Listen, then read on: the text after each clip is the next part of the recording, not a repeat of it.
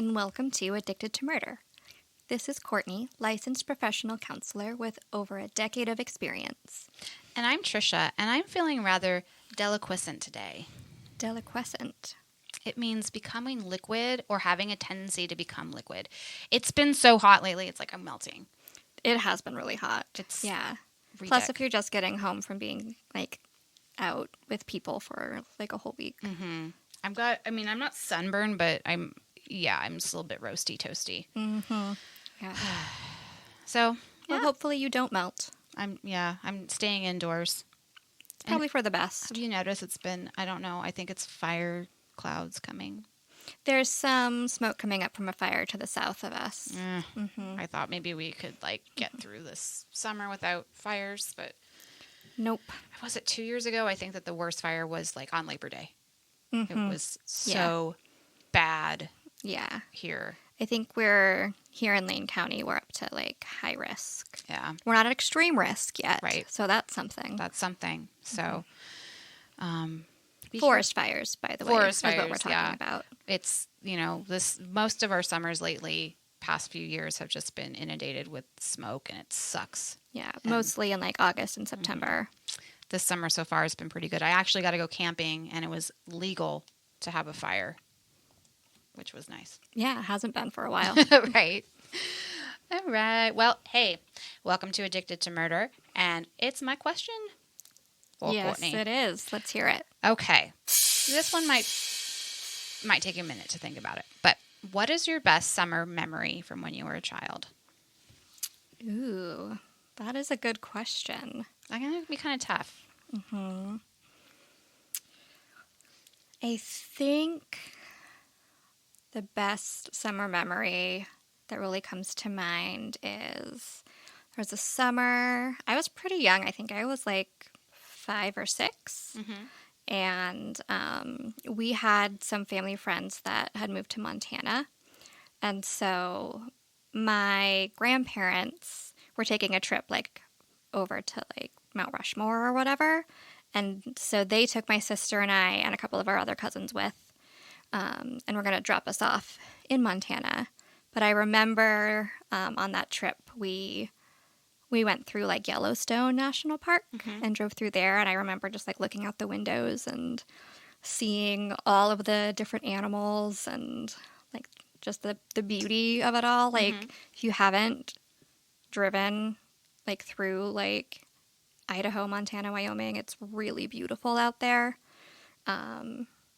Big sky country. Big sky country, yeah. And then I remember getting to our friend's house and it just being the best time, and us playing in the sprinklers and swimming and just having a grand old time. I've driven through Montana when I used to do audits for a job a while ago. I'd start in, I don't even remember, Missoula and end up in Billings. Mm-hmm. But so I'd always see the park entrances, but I never went. So I've never been to Yellowstone. It's the only time I've been. And like I said, I was 5 or 6, so I don't have a ton of memory. But I've always wanted to go. Although with all of those horror stories of people going off trail, I will not go off trail. Well, you shouldn't anyway, so don't do that. Right. And then the grizzly bears and everyone getting mauled. No, it's okay. Right. I mean, it's mostly the buffalo or bison you have to worry about. Well, either way, it doesn't sound like a fun death. Probably not. But it's a beautiful place. So. Yeah. I would love to go see it someday. That'd be an awesome road trip. What about you? Well, I used to go camping with my girlfriend Alana every summer with her parents. And one year we went to Lake Billy Chinook out Bend area. And it was... So Bend is our kind of high desert around here. It was so fun. And I think we were probably 5th or 6th grade. And I just remember one night we had free reign with the marshmallows and we ate so many. And then we started making up cuss words. And you remember middle school kids love cussing. They sure do. And Alana, if I know you listen to this, holy fuckamole. Am I right? Yeah. Nice. I like it. It was fun. And yeah, it was a fun lake. I want to go back. They have houseboats. And I want to rent one someday. Oh yeah, that would be super fun. Yeah. So yeah, anyways, that's probably my favorite. Cool. Yeah. Yeah. And then today, right, Trish, we've got a brand new killer to talk about. Right. And his name is Eric Napolitano, a.k.a. we're going to call him Mama's Boy because that's the name of the book that I used to research this killer. There's not a lot on him online. Courtney, you said you struggled to find much on him. Yeah, just kind of your basic, like, brief wiki post. Yeah. Not much else. I don't even know if he had a Wikipedia page. He did, but there wasn't a lot on it. Okay. So this killer, we were just talking about whether he technically falls into a serial killer category or not. You guys can kind of decide for yourself. We're kind of on the fence about it. But anyways, we'll take off with Eric Napolitano. All right, let's do it. Napolitano. It's hard for me to say it. So today we're going to present to you a serial killer you've probably never heard of. I just said that, but I'm reading my notes. He's an interesting case because unlike other killers we've looked at, he kills only people he knows. His number of kills is small, but the who and the how of who he's killed is pretty scary. His mother was also involved. She helped her son cover up his crimes, and she would do anything for him. Theirs was not a typical mother-son relationship, and I hope to show this, or we hope to show this. We are dubbing this killer Mama's Boy. Like I said, after the book, I don't know that he actually has a real moniker. So, on May 2nd, 1965, Eric Ernesto Napolitano Jr. was born in the Bronx, New York, to Carolyn Hankinson / Napolitano. Eric never met his father. Apparently, his parents were to wed, but at the final hour, Eric Sr. backed out, never to be heard from again. Eric's mom would tell him that his father died in a car crash, however, which wasn't the case. Carolyn decided to call her son Ricky, which Eric hated after he was born. Carolyn changed her last name to Napolitano, even though her husband or fiance abandoned them both. Carolyn never got over the rejection of Eric Sr. Apparently, when she was pregnant, he demanded a paternity test and she refused, so he split. And she was also convinced that the Napolitano family was in the mafia, and she was obsessed with the mafia. So when researching this claim, I did come across a Dominic Napolitano, but it's a slightly different spelling, different vowels. And he was a member of the Bonanno crime family in New York. He went by Sonny Black. I don't know if this is where Carolyn got the idea because the name sounded the same. I'm not sure if she realized they were spelt differently. But there was never any evidence that her ex, Eric Sr., was part of the mafia. But Carolyn and Eric Jr. would grow to become infatuated with the mob. So, in fact, Carolyn was like extremely obsessed with John Gotti, who was at the time the New York kingpin. And she would be able to sit in on his court cases when she was able. She could do this because she was employed by the NYPD. So, which is weird. And she also knew where Gotti hung out and would go to his neighborhood block parties. That's a little stalkery. Yeah, they kind of are about that. I didn't know that mobsters had neighborhood block parties. This is all new to me. Oh, yeah, because they had to be, like, respected by their neighbors and things. Yeah. And part of that was, like, doing nice things for their neighbors so their neighbors wouldn't turn them in. Okay, makes sense. I learned that at the Mob Museum in Las Vegas. Oh, the one I didn't go to because I'm not good with museums. Yep. Yeah. So now Carolyn has a kind of twisted sense of reality, as we can kind of see. To hear her tell it, Eric was a superb student who got straight A's and was the head of his class, when in fact he was not. He barely skated by in school, but because of how the New York school system was, he wasn't held back. He wasn't unintelligent. He was just an underachiever, and he had pretty bad behavioral problems. Eric was actually a bit of a miscreant at a young age. He was accused of tampering with neighbors' locks and being generally out of control. Carolyn and Eric fought constantly. These fights would be overheard by neighbors, and they were apparently very turbulent.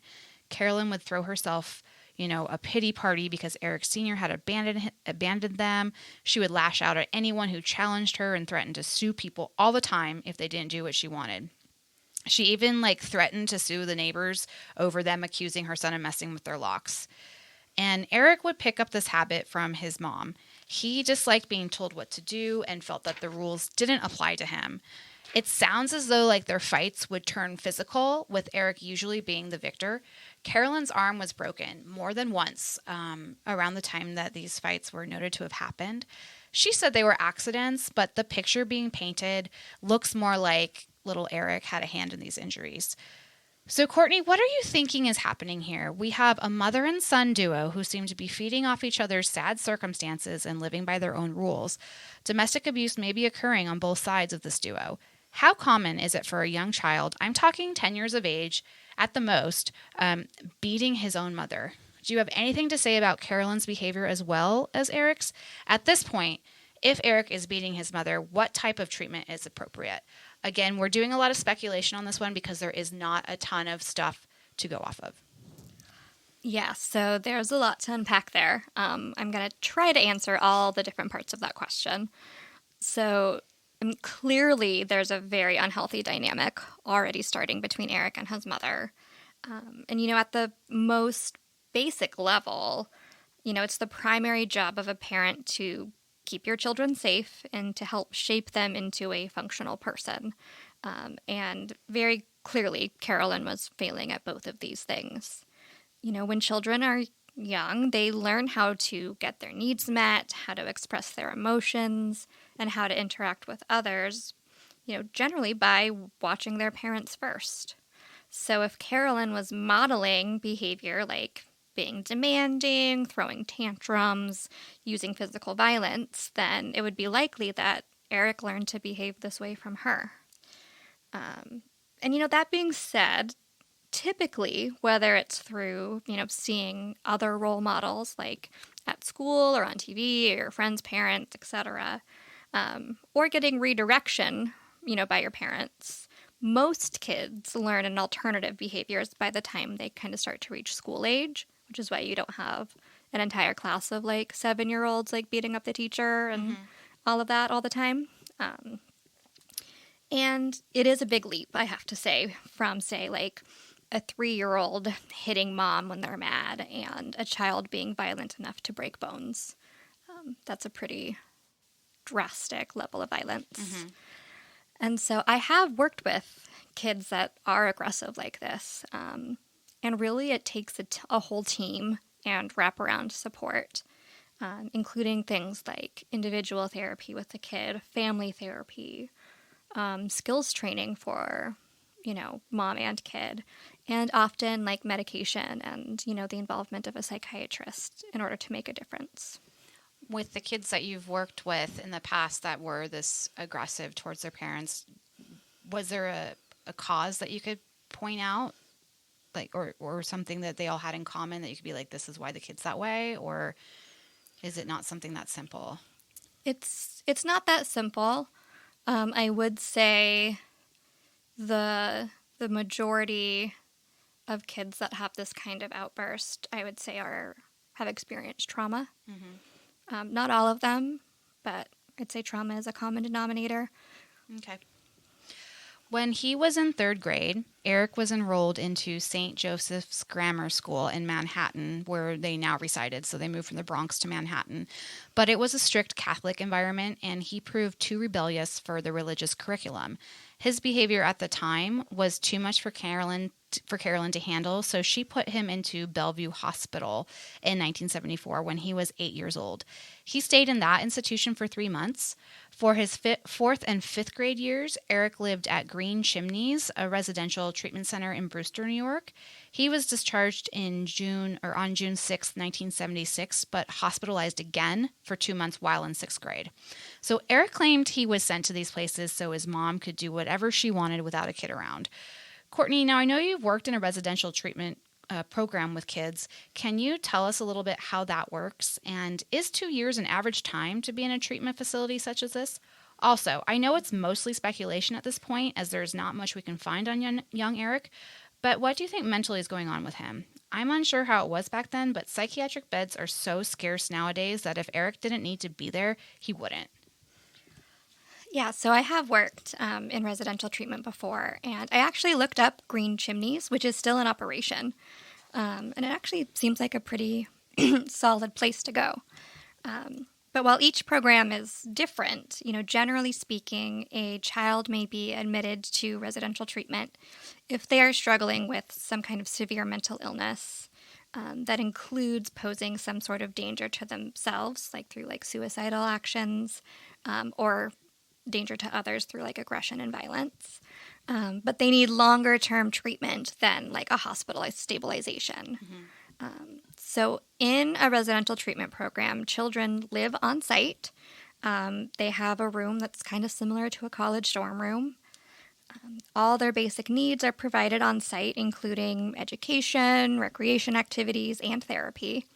They are supervised 24/7 by trained therapeutic staff who can help with things like behavior management, emotional regulation, and teaching social skills. And then they'll also likely receive therapy, like individual and family therapy, a few times a week, meet regularly with a psychiatrist, have case management services, and may have access, like they do at Green Chimneys actually, to other forms of therapy like equine therapy or nature-based therapies. So these days, most children who are admitted to residential care stay between 2 to 6 months. But staying for 1 to 2 years is not unheard of. It's definitely on the long end, but it's not It happens. It happens, yeah. As for, diagnosis, we don't have a lot of information, like you said.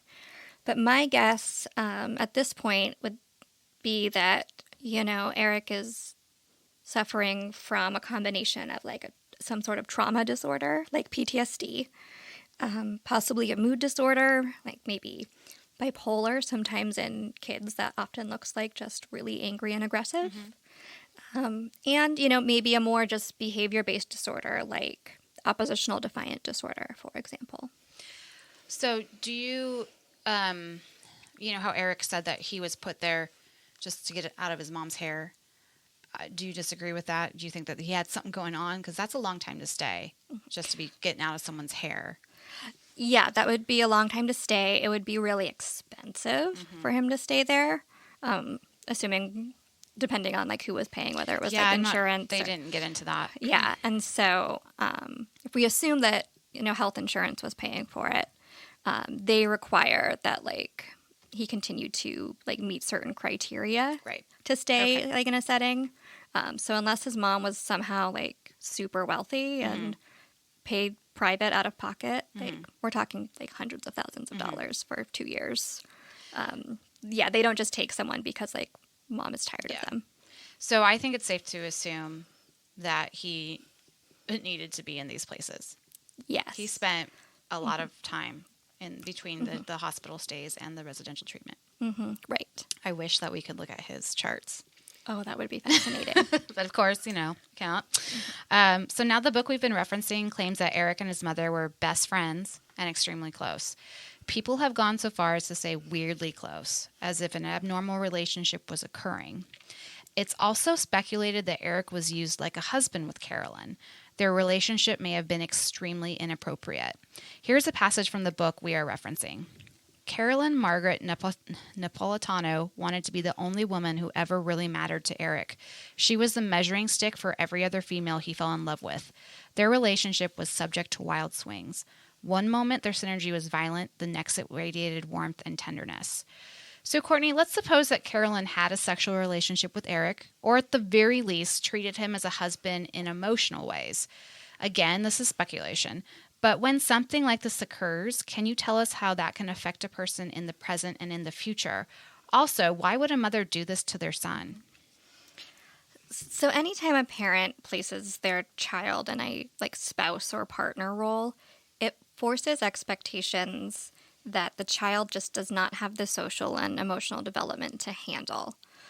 Children aren't supposed to be a confidant or provide emotional support to a parent or share household duties, for example, at the same level, because they don't have the ability to even regulate themselves yet, and are supposed to be more dependent on their parent for that kind of support. And this is without any type of sexual relationship. So if we act on the assumption that there may have been a sexual abuse happening as well, it just adds another layer of confusion, as there's this physical intimacy which triggers biological effects like the production of oxytocin, which in healthy adult relationships creates a tighter emotional bond. People think of like oxytocin as like the love hormone, right? But in an abusive parent-child situation, there would be, I think, a lot of cognitive dissonance and really unhealthy attachment. Explain cognitive dissonance, please. So cognitive dissonance is... Dissonance. Yeah. It takes place when like you're feeling or believing one thing, but then like also feeling and believing something else. So in kind of this example, like Eric might feel that he is in love with his mother and might get, sexual gratification from their interactions, while also like knowing that morally it's wrong and it's not supposed to be that way. And kind of like an internal conflict. Exactly. Yeah. Well, it would explain his stays if something like this was going on, and his, behavior. I would think at least some of it. I mean, you said it could be reasons why he has, possibly what's going on with him could be because of trauma. I mean, that's trauma right there. It is absolutely trauma. So again, though, he does not say this happens and she says it doesn't happen, but others sort of insinuate that it happens. So Right. Yeah. And I mean, the physical abuse enough from their, fights is trauma. Yeah. So the summer between 7th and 8th grade, young Eric met Albert Giovine, who was a middle-aged import manager. Uncle Al is what everyone called him. He had a checkered history with young males. In fact, his roommate of 22 years of age just recently died under mysterious circumstances. So little Eric was introduced to Al by a peer who spent many days and nights with Al. Al would buy things for his young friends. Al was active in the Catholic Church and in Big Brothers. He volunteered to work specifically with boys without fathers. Carolyn had this to say, quote, Eric started staying over at his house, staying a little longer and a little longer and a little longer. This was like a buddy to him. I thought it was okay. Here was someone for Eric, end quote. Eventually, Eric basically moved in with Al. He lived there a lot more than he did with his mother. Carolyn gets very defensive when accused of giving her preteen son away to a middle-aged man with a questionable past with young boys. But in essence, that's what occurred. Eric was with Al so much that Al attempted to enroll Eric in a school near him. This wasn't able to occur, though, because technically he was not his legal guardian.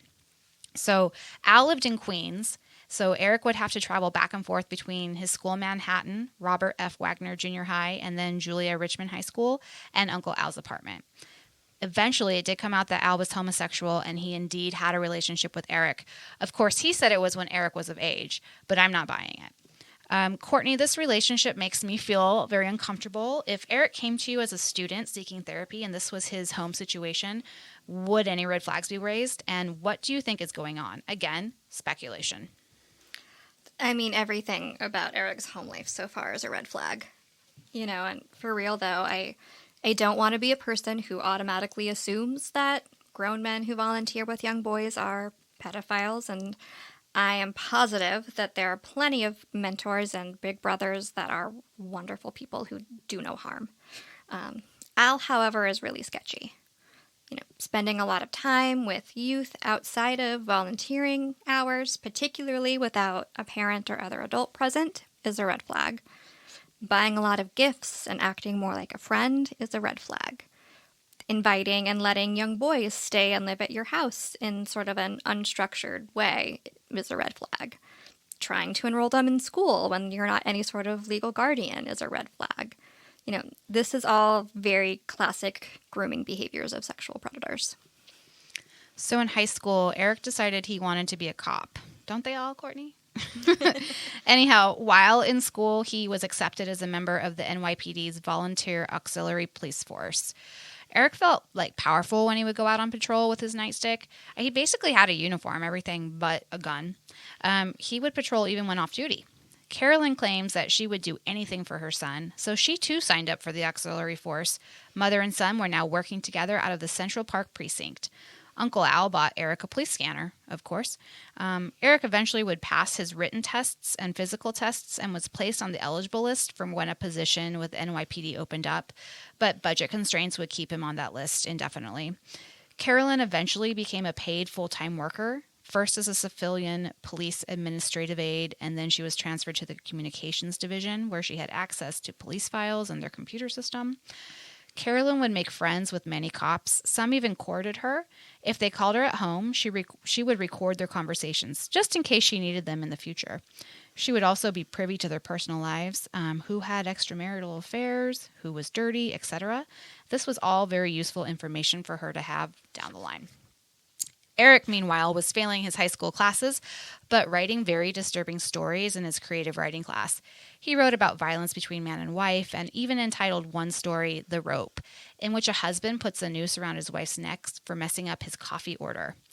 He did graduate in June of '83, despite his failing grades. After graduation, he decided to join the Marines. He figured it would be helpful in becoming a police officer.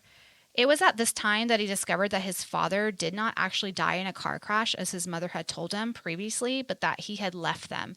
And in doing so, Eric was actually a bastard. This upset him greatly. He even went and had his name legally changed from Eric Ernest Napolitano Jr. to just Eric Napolitano. A month after finding out his mother lied to him, her arm mysteriously was broken. Courtney, a Ted Bundy vibe again.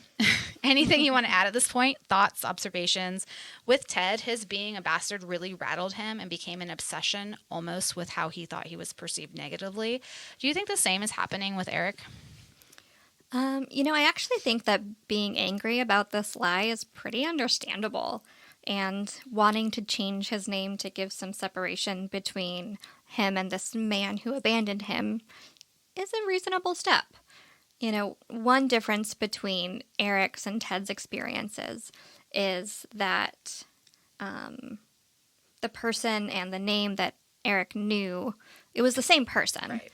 And it was just the circumstances of his not being in his life that was changed. And also, Ted had a stepdad and siblings to compare himself to, where Eric just never really had a father figure at all, or siblings to be jealous of for having a dad. So it seems like, yeah, he was angry, but not obsessed the way Ted was. Yeah, that makes sense. And also, Ted thought his grandpa was his dad, right? Yeah. He thought his grandparents were his parents. Yeah, there was a lot going on for Ted. Yeah.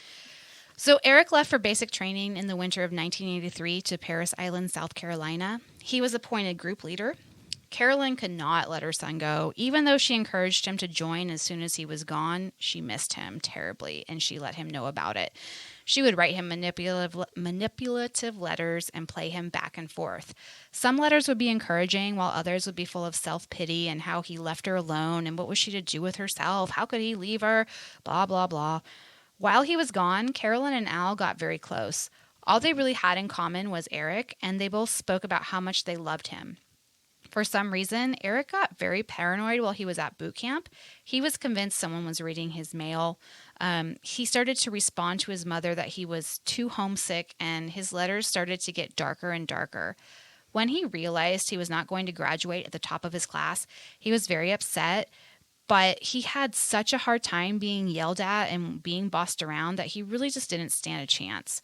His innate disregard for authority doomed him from going far in this type of environment. His mom encouraged him to stay. Sometimes. She was determined for Eric to become a police officer, and he needed to do this in order to get that position. Eric, however, now missed his mother and Al so much that he could not take any more separation.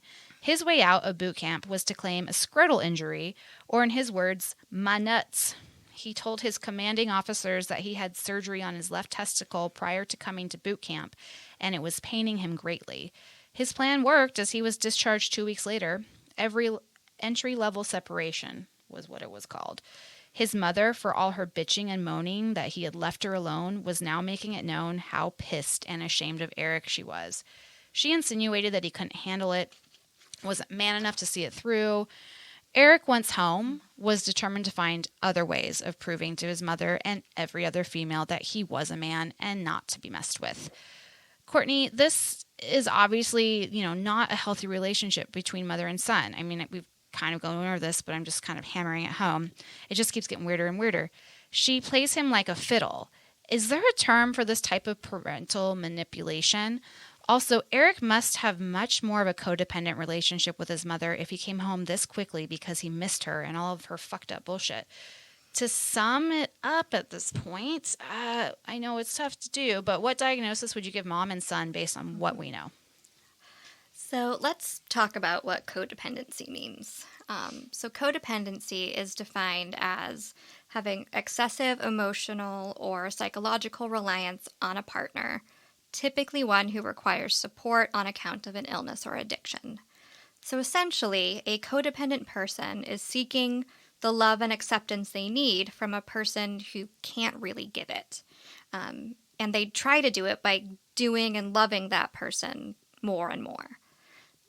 So a common example of this would be, the parent who continues to give money and support to a child that has an addiction and has repeatedly stolen from them.